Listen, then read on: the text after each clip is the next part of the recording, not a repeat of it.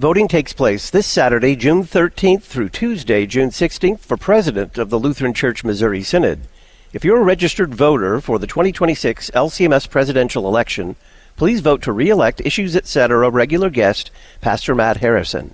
If you're not a voter, encourage your pastor and your congregation's lay voter to vote for President Harrison.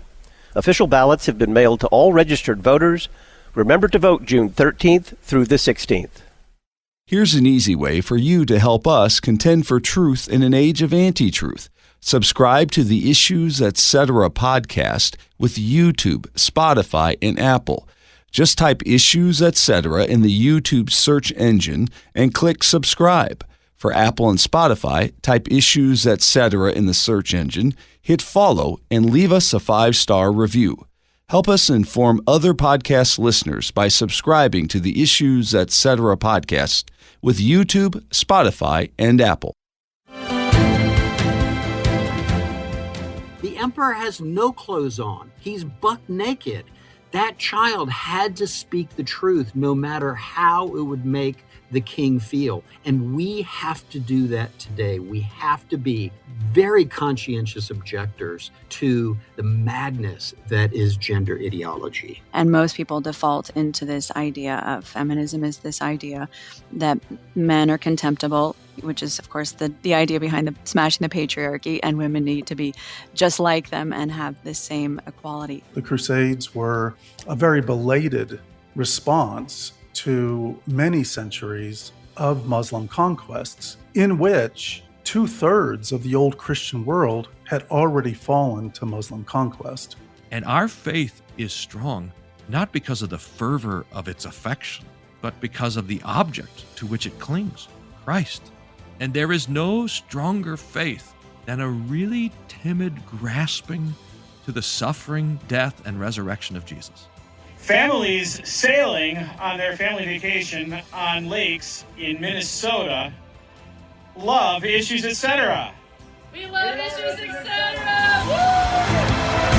I am old enough to remember the bicentennial when it was just 200 years. And I remember 1976. And I remember lots of red, white, and blue. Everyone was flying the flag. Things have changed a lot in 50 years. We have come upon the semi-quincentennial, a fancy way of saying 250th anniversary of the Declaration of Independence.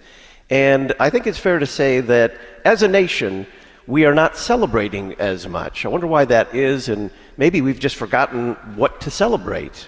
Greetings and welcome to Issues Etc., coming to you live from the 2026 Issues Etc. Making the Case Conference at Concordia University, Chicago. I'm Todd Wilkin.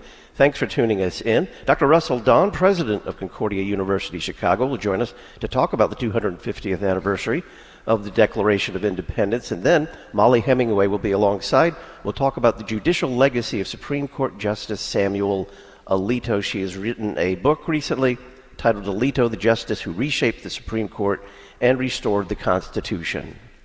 Dr. Russell Don is president of Concordia University, Chicago, formerly served as director of the pre-law program and as a professor in the Department of History and Political Thought at Concordia University, Irvine, California. He has a law degree and a Master's of Business Administration from the University of Colorado and a PhD in philosophy from Oxford University. Dr. Don, welcome back to Issues Etc. Delighted to be here. Thank you.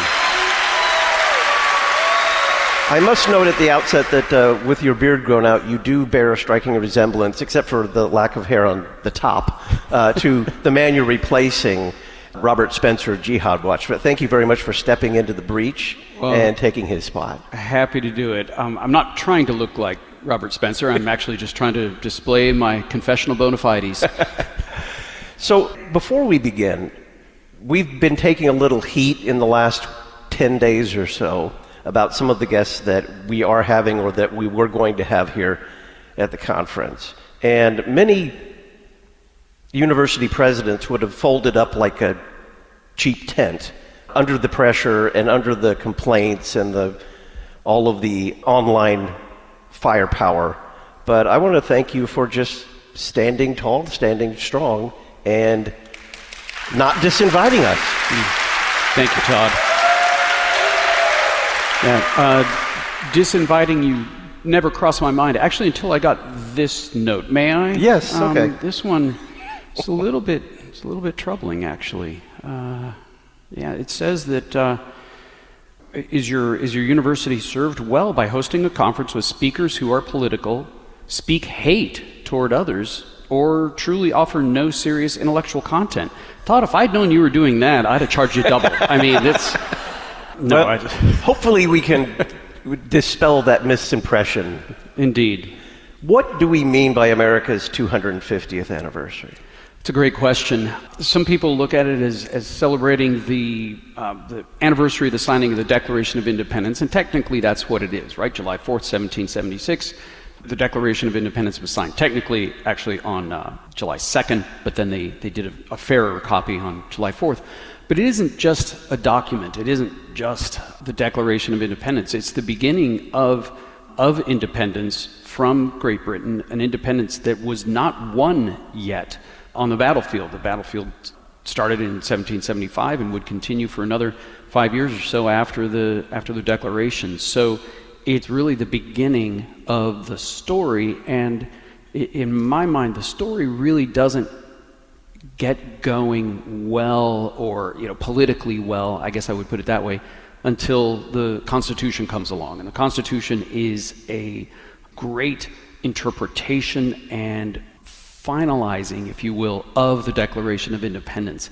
In a way, to celebrate the Declaration, I'm going to use a holy example for an earthly thing.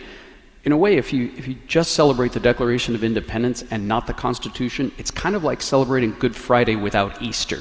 It's just not finished yet. And so to me, yeah, it's 250 from the Declaration, but it's really 250 from the founding that includes the Constitution that would come a few years later. So you mentioned the war that began. It wasn't initially a revolutionary war. It was a war for the rights of British citizens. Indeed. But Battle of Lexington and Concord, a year prior to 1776, the war was raging. And what changed when the Second Continental Congress said, we're not just going to fight for our rights, we want to be an independent country? Yeah, that's a great question. So I'll do a little bit of lead up into that. It was a very fraught question of whether independence was the right path. It had been entertained for some time by some more radical of the colonists at that time, in the late 1760s leading into the 1770s. But things started to come together actually when Thomas Paine published Common Sense, which is a tract. It's actually, to my way of thinking, one of the weaker of the tracts published at that time, and looking back at some of the letters, they had much better arguments than Common Sense for independence. But Common Sense captured the imagination of the people at the time and started flipping people from resistance but not independence to actual independence. And so once that mindset was flipped, once the majority mindset was flipped, well, you had representatives from all 13 colonies. And think about this. They left their colony to go to Philadelphia, and they would never see their colony again, because when they went back home, it was a state. And all by their doing there in a hot Philadelphia summer. How bad was it? If you look at the list of grievances in the Declaration of Independence, it's long. It is. And it paints King George III in a very, very bad light. Was it as bad as they were claiming? That's a good question. And in a lot of ways, that's the million-dollar question to understanding this whole thing as a Christian. If we're going to say we love independence from Great Britain, then we need to understand it needs to have been that bad. And to understand whether it was that bad, we have to understand a long, long context. Actually, at that time, over a 500-year context of the rights of a free man in English. And so the colonists were free, and they had their own legislatures. They didn't have separate crowns, obviously. There was one crown, but they had separate legislatures in each colony. And then things began to change. They lived very freely, frankly. Think about it. They're an ocean away from the mother country, and they have their own legislatures, and they're governing themselves, but under the authority of the crown. And then things begin to change after the French and Indian War. They begin to levy, the British people, or the British crown begins to, Parliament begins to levy taxes on the American colonists, and the colonists have no representation in Parliament, and so comes the cry of no taxation without representation. Well, that is not an invented thing then and there. They didn't come up with that idea. That's right. Taxation without consent goes all the way back to Magna Carta, 1215, that's not permitted. And really, Magna Carta came out of a context too. The question of taxation without consent was fought over leading up to 1215. So this is an old English concept.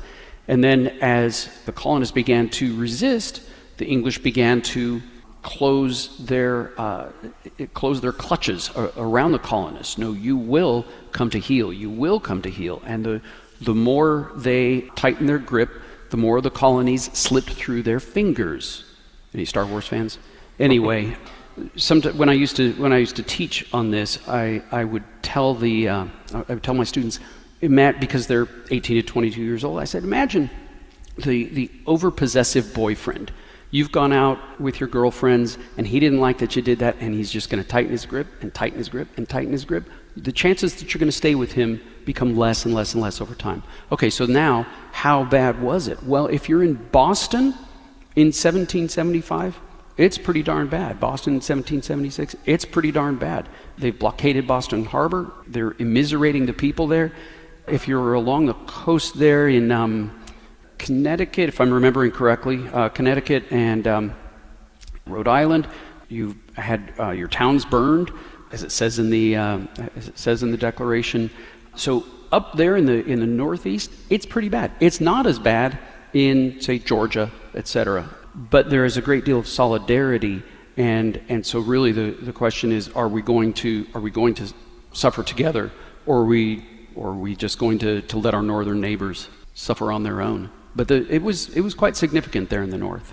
Dr. Russell Don is our guest. We're talking about the 250th anniversary of the Declaration of Independence, broadcasting from the Issues, Etc. Making the Case Conference at Concordia University, Chicago. We'll be right back talking about the Committee of Five and how the Declaration was written.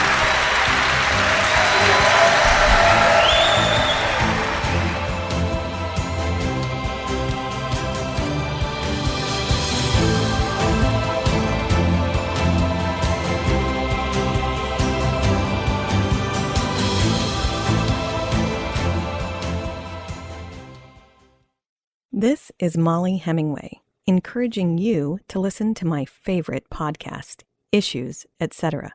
Every day you get in-depth interviews with host Todd Wilkin asking expert guests substantive, thought-provoking questions on all of the important news and issues of our day. The expert guests are in culture, law, ethics, philosophy, theology, and apologetics. Expert guests, expansive topics, always extolling Christ. Issues, Etc. For nearly 140 years, the Lutheran Witness has taught the faith, defended it against error, and shown forth the great treasures of the Lutheran Church and biblical doctrine. We're continuing this legacy by publishing issues and articles that help you see the world from a Lutheran perspective and that teach biblical doctrine and show forth the treasures of God's Word. Visit our website to learn more and how to subscribe, witness.lcms.org. The Lutheran Witness, helping you interpret the world from a Lutheran perspective. The gold standard for Lutheran media. You're listening to Issues, Etc. Learning Latin can help your student think more clearly, understand English grammar, and prepare to study science and theology. And teaching Latin doesn't have to be intimidating. Memoria Press publishes a Latin curriculum that is easy to use, even if you don't know Latin yourself. Learn more at memoriapress.com. Save $5 when you enter the coupon code LPR26MP. Memoria Press, saving Western civilization one student at a time. Are you looking for a confirmation gift for the confirmand in your life? Ad Crucium has a huge selection of lovely gifts to suit any budget. See our jewelry or browse our prayer aids with stunning icons, plaques, crucifixes, and certificates.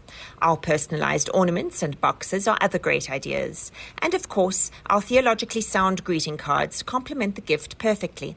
Visit adcrucium.com. That's ADCRUCEM.com.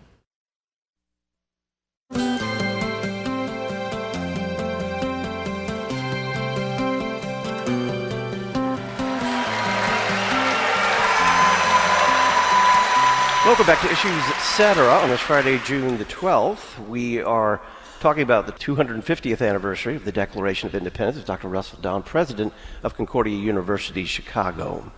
By the way, yesterday is the 250th anniversary of the Continental Congress, the Second Continental Congress, appointing 5 men to write this document. They didn't take very long to write it, in fact, but among them we have Thomas Jefferson, who we all remember, Benjamin Franklin, and John Adams. 2 of those men would go on to be U.S. presidents. But we're not talking about some committee of politicians. We're talking about geniuses and political thinkers of a caliber that we don't have today, period. We just don't generate that level of thinker anymore, maybe because we feel like we don't have to. I don't know. There may be a lot of reasons for that. But America, the American colonies at that time were the most educated. It was the most educated people group in the world at that time. More educated on average than the mother country. And many of them were lawyers, and they thought deeply and argued vociferously over years about proper government. And so to an extent, it's maybe not surprising that they were able to come up with something relatively quickly. But these are not 3 men who were necessarily prone to agreement on all points. So it makes it all the more impressive. I mean, especially Adams and Jefferson, they were political opponents most of their lives. Yes. So when they bring it to the Continental Congress, is it a fait accompli?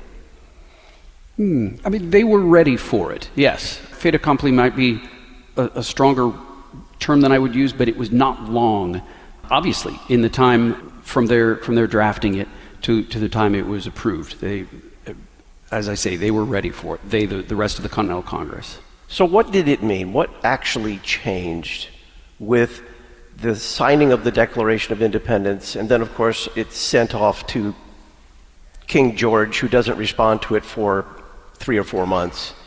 What actually changes in the relationship between Great Britain and the colonies now become states? Not a lot. Really, the war continued.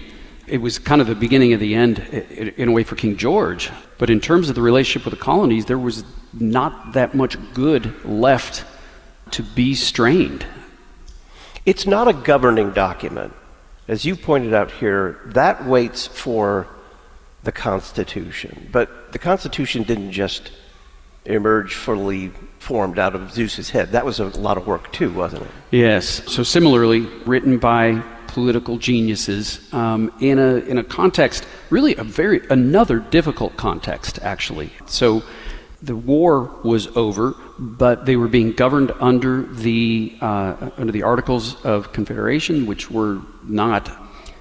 Can I get that term right? Somehow that doesn't seem right. No, that's right. Okay. Yeah. Articles of Confederation. Articles of Confederation. My mind went to 1860. Anyway, so and the government by that weak central government was not working well. So you had states overrunning some of their citizens, and a very weak federal government incapable of protecting people. Couldn't levy taxes, so the federal government was broke. The Continental Congress was broke. It was not going well. It was chaotic. By their standards, it was chaotic. Maybe by our standards, it wouldn't have been seen as all that chaotic. We have a lot of chaos nowadays. But to them, it was intolerably chaotic. They came together in 1787, a constitutional convention, to amend the Articles of Confederation, not to come up with a new constitution, but to amend. And so they exceeded what they were supposed to do. They were not supposed to draft a new one, but they realized this just can't work. We have to come up with something new. And they did, and if they hadn't, well, counterfactual history is very difficult to do properly, but it was not good government at the time. And so to have the geniuses of the Declaration of Independence just unfulfilled, really, and for that to remain unfulfilled would have been a tragedy, a political tragedy of the first order. I want to return to some of the basic principles that the Declaration puts into place, and then the Constitution puts into law. The first one being the self-evident truth that all men are created equal. Why is that important for them to state that? Well, you get different opinions on why it's important for them to state that. Some would say it was really just Jefferson waxing philosophical for the sake of his French cronies. Others would say, no, it's actually fundamentally important because what they're talking about is the rights of Englishmen. All Englishmen are created equal and living under the crown, and so it was specific about Englishmen. Others would say, no, it was actually a philosophical commitment among all of them that truly all human beings are created equal, and that this would have to show through eventually in their form of government. I like to believe the last of those. We don't have enough evidence, in my opinion, to say which of those was the case. But why it ends up important is you're going to see in the Constitution the diffusion of power. The genius of the Constitution is the diffusion of power. And so you wouldn't have the diffusion of power if people were not created equal. You would have those who are above others getting more power. And so really the entire structure, we can look to the Bill of Rights, of course, that's evidence that people are created equal, all of us. But really, it's in the structure of the Constitution itself. The Bill of Rights would mean nothing if we didn't have the diffusion of power in the main body of the Constitution itself. And the Bill of Rights is born out of this notion in the Declaration that men are endowed by their Creator with certain inalienable rights. What do they mean by that? Rights that cannot lawfully be taken away from them, nor can they be lawfully given away. They have another concept in there, and it's very Jeffersonian the way they talk about the laws of nature and nature's God. Yes. Are they making an appeal to heaven there? Yes. Are they making an appeal to the triune God? Well, I don't think everyone in the room believed in the triune God. This was a very Enlightenment way of referring to God in sort of in a way that is less threatening and maybe a little less in your face than having the Son of God and the Holy Spirit and of course the Father all triune and having God become man. That's a bit much for some of those Enlightenment thinkers. But yes, it's an appeal to heaven in a more generic sense. What do you think are the most significant parts of the Declaration? Thank you for that question. I do not think that the most significant parts are the most popular parts. All men are created equal is one of the most popular parts. That's important, but it is, I don't think, the most important. The pursuit of happiness is the next most popular, right? We love the pursuit of happiness. Had Jefferson said it differently, which is what I think is underlying pursuit of happiness, if he had said life, liberty, and the pursuit of the virtuous life, which is really what he and others of his philosophical persuasion meant by happiness, I don't think that one would be as popular today. What do you mean pursuit of a virtuous life? But so pursuit of happiness and all men are created equal, very popular. But I think the most important parts of the Declaration are that we declare ourselves independent from Great Britain. We are no longer under the crown. So without that, it's just another philosophical treatise of which there were countless at that time. And then the next is, to this separation, we pledge to support one another, and we pledge our lives, our fortunes, and our sacred honor. What a culture that is. That these men, these are the haves of that time in colonial America. And they are pledging everything. This is not some ruse to make themselves richer. It is really, we're giving it all up for the sake of this cause. Those are the things that impress me as crucial going forward. Without actually being independent and without pledging themselves to that independence, we never make it to the Constitution. Dr. Russell Don is our guest. We're talking about the 250th anniversary of the Declaration of Independence, broadcasting live from the Issues Etc. Making the Case conference at Concordia University, Chicago.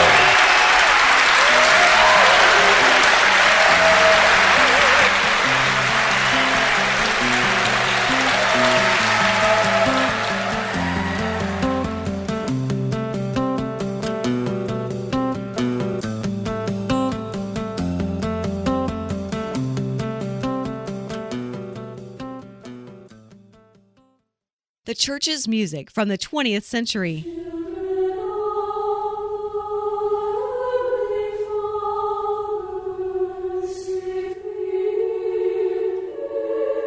The 17th century.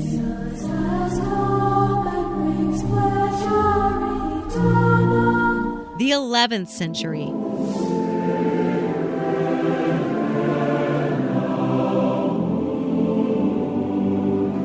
The 8th century.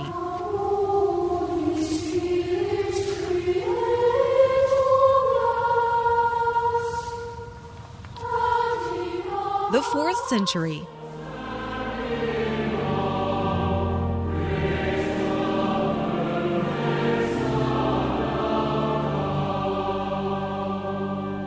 The best of the church's music from the past 2,000 years. LutheranPublicRadio.org. This fallen creation is bested by tornado, hurricane, flood, pandemic, and more.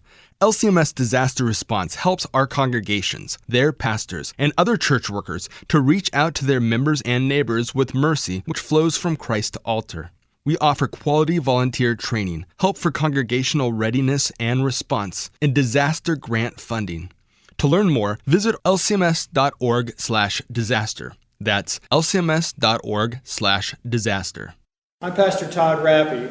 I serve a congregation here in Fayetteville, North Carolina, Our Redeemer Lutheran Church, a sister congregation of the Lutheran Church Missouri Synod. All of the saints here gather around blood, water, and spirit as theologians of the cross every Sunday morning at 10:30. We only welcome sinners. We certainly would welcome you. If you'd like to contact us through our website, you may do so at faylcms.org. Listen to what you want, when you want. You're listening to Issues Etc. Issues Etc. guest Dr. Ben Mays of Concordia Theological Seminary, Fort Wayne, Indiana. Here's what Martin Luther says about the pastoral office. My pastor is practicing the virtue that increases God's kingdom, fills heaven with saints, plunders hell, robs the devil, wards off death, represses sin, preserves peace and unity, and plants all kinds of virtue in the people. In a word, he is making a new world. He builds not a poor temporary house, but an eternal and beautiful paradise in which God himself is glad to dwell. We are calling good men to step up. Come to Concordia Theological Seminary, Fort Wayne, Indiana. Learn more about studying for the vocation of pastor at ctsfw.edu or call 1-800-481-2155. Concordia Theological Seminary, Fort Wayne, Indiana.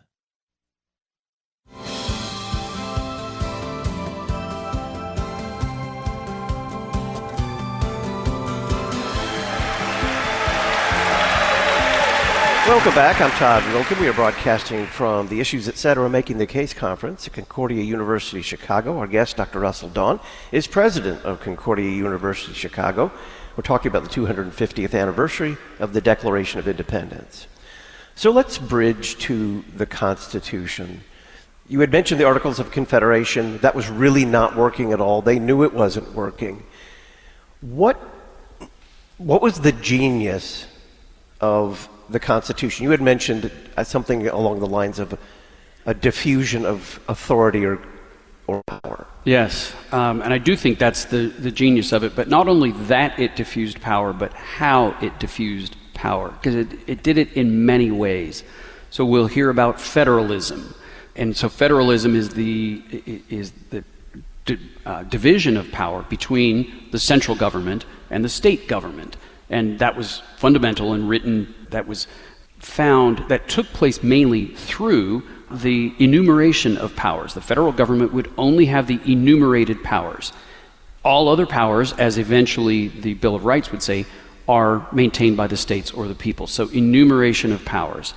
And we can't even fathom that today. Whatever power the federal government wants, it has practically.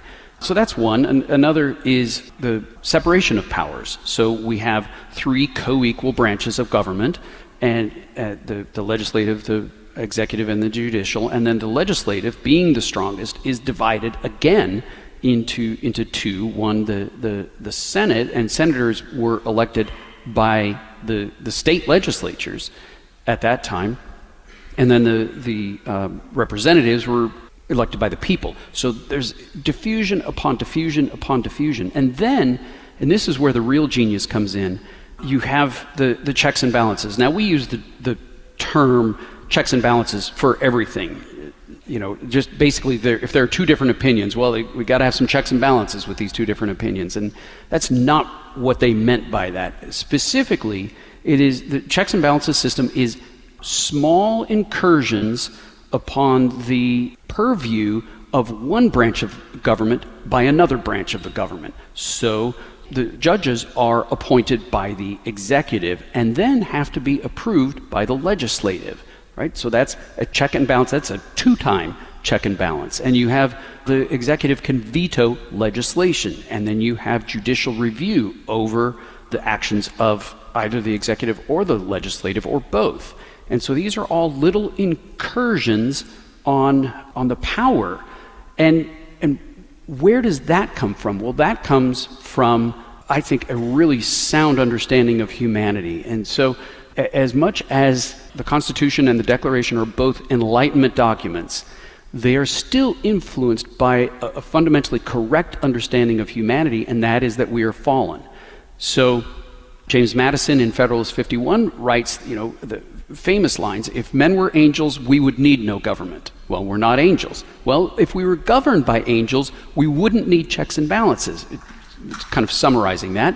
But we're not governed by angels. Because we're governed by sinful, and he didn't use the word sinful, but because we're governed by sinful, ambitious men, then we need to use their selfishness, their sinfulness, their ambition as a way of checking the power of other ambitious men. So it's not just we need to find a way for them to disassociate themselves with their sin nature. No, we're going to use their sin nature against them by having each powerful branch motivated to check the power of the other powerful branches, right? It's frankly, I think, a stroke of genius that without which we probably wouldn't have so much of the good that we have today. Do we know who came up with that idea? Who conceived? Because it is unprecedented. There are elements in previous kind of sets of laws or civilizations, but it doesn't come together like that until the U.S. Constitution. Yes. So was it Madison? Did he? I believe it was Madison, but I will confess, I think we know. I think I used to know. But I haven't taught this stuff in 8 years, so I don't remember. But Madison is the main drafter, and he wrote Federalist 51, which explains it. So I would say probably Madison. For context, and this is drawing on conversations that you and I had a long time ago, 2 things in that genius have been lost for all practical purposes. One is legislative supremacy, and the other one is the growth, the expansion of the executive branch through what we can call government bureaucracy. Unelected bureaucrats who make very impactful decisions that affect all of our lives. Talk about those 2 things. Yes. Well, there's a lot to that. So I'm going to start very quickly with the Civil War amendments. So the Civil War has ended, and we amend the Constitution. to control the states, to stop the states from abusing their power, which really, many of the problems that you're talking about come from states having abused their power. So holding slaves, holding people of African descent as slaves, and having that as part of how the state operates is an abuse of power. And so from that comes the Civil War, and then the loss of state autonomy. So the Constitution did not control states before those amendments, the 13th, 14th, and 15th Amendments. Until then, the Constitution only controlled the federal government. It prevented an accumulation of federal power. Now it's going to prevent the accumulation of state power. So that's kind of step one. Then fast forward from the 1860s and 70s to the early 20th century, the progressive era. Not the same progressivism that we have today, but related. And so there had been a lot of, again, state overreach in combination with some of the massive corporations at the time, like U.S. Steel, et cetera. And so people were looking to greater federal power to stem some of the abuses going on at the state level. And so we did several things at that time, mainly in the 19-teens. We changed the way senators are elected so that the people would elect senators rather than the legislatures, which people viewed them as too controlled by the corporations. And we added, and this is to me just the most devastating blow, we added to the Constitution the permission for the federal government to tax our income. There was no federal income tax before that. And that money is the money that feeds the Leviathan. And then moving on from there, we have really the enormous exertion of power by Franklin D. Roosevelt, both in creating many federal agencies that we have today, many federal agencies that are massive today, but also pressuring the court to approve some of those moves, to interpret the Commerce Clause of the Constitution in a certain way that would allow them greater federal power.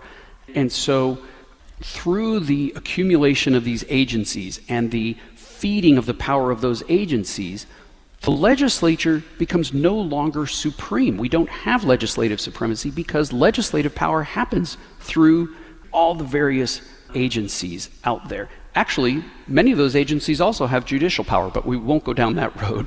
But yes, so now, why would the legislature allow itself to lose so much power? I don't have a full answer for that. I will say that legislators now often go in people of very ordinary means and come out people of really very grand means, tens of millions or hundreds of millions of dollars. I don't know how that happens because I know what their salaries are, or at least it's published. So maybe that's part of why. But yes, these agencies now have the greatest power. Would the framers of the Constitution recognize our constitutional republic today? No, not at all. And in fact, I think it's questionable whether they would call it a constitutional republic today. Given their context, how would they characterize it? What would they call it? A plutocracy? A kleptocracy? What would they call it?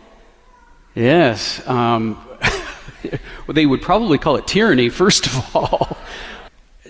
Just a mere shadow of the old republic as they understood that, government of the people and by the people, as Lincoln said. And I don't know, technically from there, would they go with plutocracy? Certainly, there is an enormous amount of power wielded by those who have the greatest means. And that was what they were trying to avoid 250 years ago. Our mutual friend, attorney Christian Preuss, has observed that in the First Amendment, religious liberty is the emperor of the rights, of the enumerated rights there. What do you think about that? Oh, I love that term. I didn't know he'd use that. Well, it was my term, but I was just embellishing his idea. Okay. I still love it. So I said they would probably view what we have today as a tyranny. One thing that they would, I think, greatly appreciate is the extent to which we still have freedom of religion. And notice I don't say freedom of worship. Don't let anybody tell you that the First Amendment protects freedom of worship. That's the bare minimum of what it protects. It protects far more broadly than that. The free exercise of religion. We do not merely exercise our religion in church. We exercise our religion every moment of every day. And we do that freely under our Constitution, and arguably and I'm sure Molly Hemingway will go into this in more detail, we do so with greater freedom today than we did 50 years ago or 100 years ago. There's a great deal of religious freedom is crucially important and very well protected at this time. So it's not fully tyrannical. Dr. Russell Don is our guest on this Friday, June the 12th. We're talking about the 250th anniversary of the Declaration of Independence. More after the break.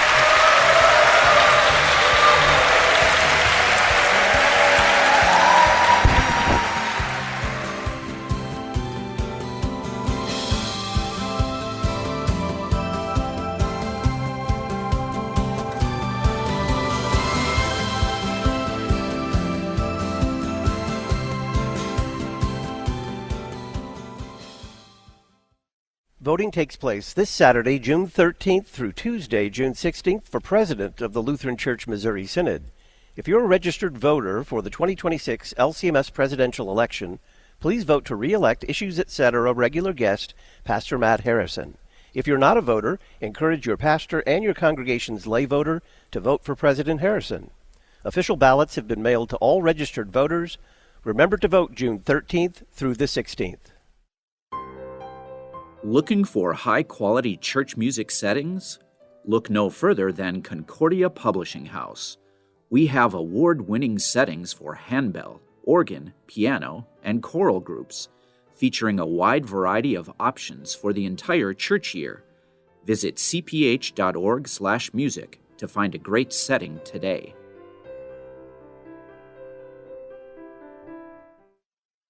Smartest listeners in podcasting. You're listening to Issues Etc. At the heart of Lutherans for Life is good news. Good news that brings hope to a culture so focused on death. Lutherans for Life equips Lutherans and their neighbors to be gospel-motivated voices for life. Lutherans for Life believes God gives the gift of life to all people, from the moment of conception until natural death. Learn more about how you and your congregation can help bring hope and healing to all the life issues through a wide variety of resources and caring activities at lutheransforlife.org. Hearing is taken for granted until you don't have it. It happens at all ages. Unfortunately, some are born deaf. Others lose it gradually. The end is the same: a world of silence. The Ephatha Lutheran Mission Society serves the deaf and hard of hearing domestically and internationally. They're the only recognized service organization in the Lutheran Church Missouri Synod devoted solely to the deaf of all ages. Learn more at elms-deaf.org.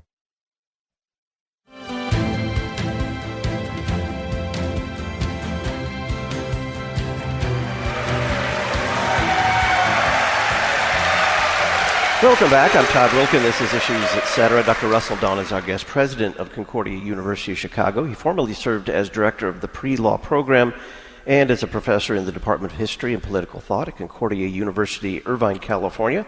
He has a law degree and an MBA from the University of Colorado and a PhD in historical theology from Oxford University. Dr. Don, we've only scratched the surface. The last time we had these conversations, I don't know how many parts the thing stretched onto, but it was a dozen or more easy. Should Christians in good conscience celebrate the Declaration of Independence?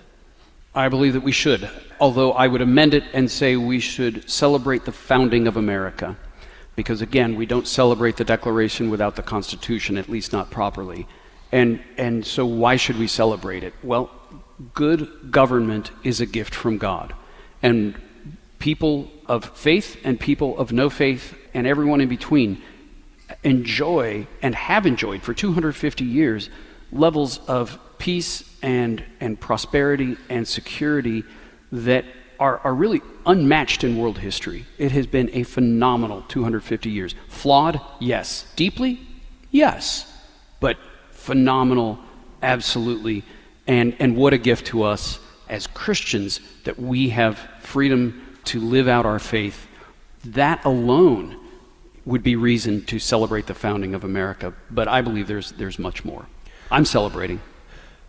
How would you respond to someone on the left who says these documents, the Declaration and the Constitution, were written and framed by white men who were slaveholders, some of them among the most wealthy men at the time, And therefore, it's just the product of the Enlightenment, of just kind of that landed gentry, illegitimate in today's diverse world.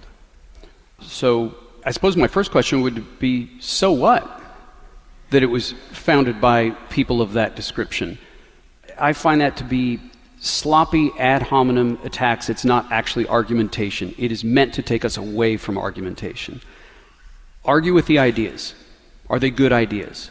If they're not good ideas, attack the ideas. If they are good ideas, then don't throw them away just because the people who came up with the ideas don't meet your purity test. I have no time for that argument. What about someone on the right who says that our country's founding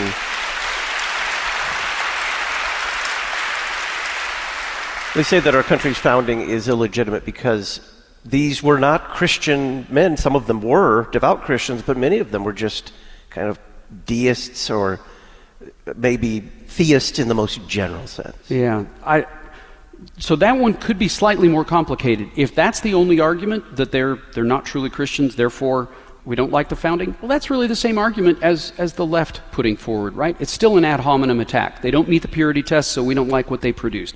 Attack the ideas or support the ideas. But the reason I say it could be slightly more complicated is it raises the question of whether the resistance to government authority, to the crown, that started taking place in the early 1760s and culminated in the Declaration and the finishing of that war, is that legitimate? Well, that's an arguable point. I believe that it was, but I could be argued out of that point, which is the whole point of argumentation. So that one could be more complicated depending on what they're actually getting at. Someone will doubtless say, you seem to be giving the Enlightenment a lot of credit here, and usually when Christians talk about the Enlightenment, it is in a negative sense, because it did undermine many Christian ideas. How do you respond? Deeply. Well, I thank God for the Scottish wing of the Enlightenment, which actually preserved some Christian understandings of humanity better than the French did. The French were kind of burn it all down, it's all wrong. The Scottish not so much. Again, I'm dealing with the ideas. Did the ideas make sense? Did they work? We can argue over certain pieces, yes, but did they work? I think they worked better than any government that's been put together ever. And so I don't really, I mean, in an eternal sense, absolutely I care that many of them were not Christians who were putting this together. But in terms of whether I celebrate the genius of what they created, I don't really care that they were deists. I'm sad for them that they were deists, deeply. Finally, if you would make the case why listeners should both financially support Concordia University Chicago and send their kids or their grandkids here. That's the payoff question. How long do we have? No, I will I will keep it very brief. The first is rigorous academics permeated by Christian truth. Not rooted in Christian truth, not based on Christian truth, permeated by Christian truth. So rigorous academics permeated by Christian truth. 2, the liturgical. In this chapel, we worship. We receive the gifts of God daily. And in many of the days, it's more than once a day. We receive from the Lord here. And we do so according to, this is a Lutheran institution, and we worship according to the Lutheran forms that have been handed down generation after generation since the beginning of Lutheranism. And many of those forms go back many centuries earlier than that. So rigorous academics and the liturgical. Also the confessional. We are unswervingly and unapologetically confessional in our theology, which means we are biblical in our theology. And so that is the formation that our students receive here and in the classroom and throughout the campus. It is confessional theologically. Also, it is missional. So many of the students here are either unchurched or underchurched. So as our students are formed in the Word and formed by the confessions, they also have opportunities to witness to their faith and to reason with unbelievers or people who maybe are believers but are unsure but in so many cases, people who just hunger for the gospel. And so we give our students the gospel. Those students who aren't believers, they hear it in the classroom. They hear it from their friends. They hear it in the dorm rooms. Every morning is a morning in the mission field here. But that doesn't mean we compromise on our confessional theology. Absolutely, as I said, we are uncompromisingly confessional in our theology. The last point I would make is this. I have a beloved daughter who graduated from a different Concordia. She's still beloved, even though she went to said different Concordia. Knowing what she knows, she said, "Dad, I don't know if any place takes being Lutheran as seriously as Chicago does." So that is why. That is making the case for this place. Learn more about Concordia University Chicago at cuchicago.edu. Truth, Freedom, Vocation with Christ at the center. Concordia University Chicago, cuchicago.edu. Dr. Russell Don is president of Concordia University Chicago, formerly served as director of the pre-law program and as professor in the Department of History and Political Thought at Concordia University, Irvine, California. He has a law degree and an MBA from the University of Colorado and a PhD in historical theology from Oxford University. Dr. Don, thank you very much for being our guest. My delight. In hour two of Issues Etc., Molly Hemingway of The Federalist joins us. We're going to talk about the judicial legacy of Supreme Court Justice Samuel Alito. They say that the United States is an experiment, the American experiment. Well, I think the experiment, with all of its flaws, is over. It's a success, and we hope that it continues. We'll be right back. Listen weekday afternoons to Pastor Todd Wilken and guests on Issues Etc. Issues Etc. is a listener-supported program. Your financial support is vital for the continuation and expansion of this worldwide outreach. Our mailing address, Issues Etc., P.O. Box 83, Collinsville, Illinois, 62234. Box 83, Collinsville, Illinois, 62234. You can also donate at our website, issuesetc.org. Issues Etc. is a production of LPR, Lutheran Public Radio. Here's an easy way for you to help us contend for truth in an age of anti-truth. Subscribe to the Issues Etc. podcast with YouTube, Spotify, and Apple. Just type Issues Etc. in the YouTube search engine and click subscribe. For Apple and Spotify, type Issues Etc. in the search engine, hit follow, and leave us a 5-star review. Help us inform other podcast listeners by subscribing to the Issues Etc. podcast with YouTube, Spotify, and Apple. The third commandment teaches us to remember the Sabbath day by keeping it holy. We do this when we hold God's word sacred and gladly hear and learn it. Jesus invites the weak and heavy laden to rest in Him, our true rest, because His yoke is easy and His burden is light. This weekend, rest in Jesus as you hear His word and receive His gifts.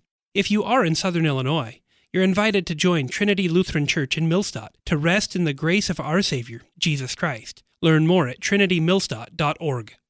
Sing unto the Lord and praise Him with instruments. You can learn to do just that at the St. Louis Christian Music Center. Learn to play piano, organ, or brass instruments, or take voice lessons from experienced music instructors. For more information, email musiccenter@ourredeemerstl.org. That's musiccenter@ourredeemerstl.org, or check us out on Facebook, the St. Louis Christian Music Center, telling God's salvation through music. Hi, I'm Dr. Jay Krause, principal at Metro East Lutheran High School in Edwardsville, Illinois. Metro East Lutheran High School engages young adults in a Christ-centered environment, delivering academic excellence and spiritual growth to develop Christian leaders for tomorrow. We provide a Christ-centered alternative to public high schools. We're currently enrolling students for the 2026-2027 school year. Learn more at melhs.org,